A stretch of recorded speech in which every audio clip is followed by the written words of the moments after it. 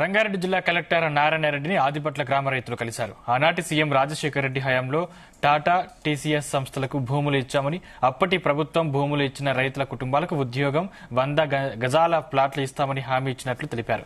తాము ఇచ్చిన భూములను బీఆర్ఎస్ నేతలు ఆక్రమించారని ఆరోపించారు. ఈ విషయంపై ఎమ్మెల్యే మల్రెడ్డి రంగారెడ్డి జిల్లా కలెక్టర్కు తెలిపామని చెప్పారు గ్రామ రైతులు. గ్రామస్తులు కూడా అందరు కూడా రైతులు కలెక్టర్ గారికి కలవడం జరిగింది. ఎందుకు గెలిచినామంటే మేము రాజశేఖర రెడ్డి గారి గవర్నమెంట్ ఉన్నప్పుడు ఏదైతే టీసీఎస్, టాటా అడ్వాన్సు కంపెనీలకు మా అందరు రైతులకు అన్ని కులాల వాళ్ళు కూడా ఒక 600 ఎకరాల వరకు ఇవ్వడం జరిగింది. ఆ రోజున గవర్నమెంటు సబితా ఇంద్రారెడ్డి గనుల మాతిలుండే, రాజశేఖర రెడ్డి గారు సీఎం ఉండే, వాళ్ళు ఏదైతే భూములు కోల్పోయిన వాళ్లకు ఇంటికో ఉద్యోగము,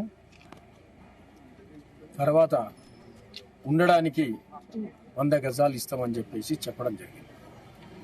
ఆ రోజు తర్వాత రాజశేఖర రెడ్డి గారు అనివార్య కారణాల వల్ల, మా దురదృష్టం వల్ల ఆయన చనిపోయడం జరిగిన వల్ల అది జరగలేకపోయింది.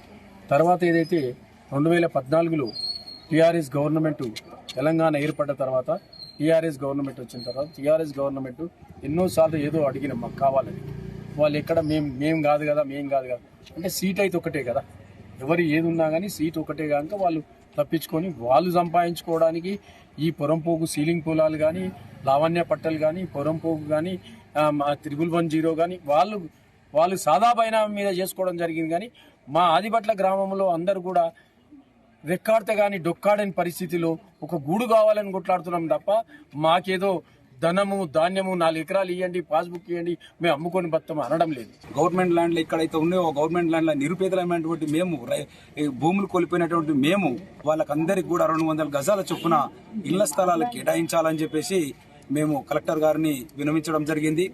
ఇప్పుడు తర్వాత కూడా ఆర్డీఓకు ఇవ్వడం కూడా జరుగుతుంది. కింది స్థాయి మరి ఎంఓఆర్ గారు కూడా ఇవ్వడం జరుగుతుంది. ఒకవేళ మాకు భూములు ఇవ్వకపోతే దేనికైనా సిద్ధమున్నాం. 100% విడిచిపెట్టే ప్రసక్తే లేదు. అందరం కూడా ఇక్కడ నిరుపేదలు మేమైతే ఉన్నాయో మేము ఉన్నటువంటి భూములు మొత్తం కోల్పోయి మేము చేతులు ముందు పెట్టుకుని కూర్చున్నాం.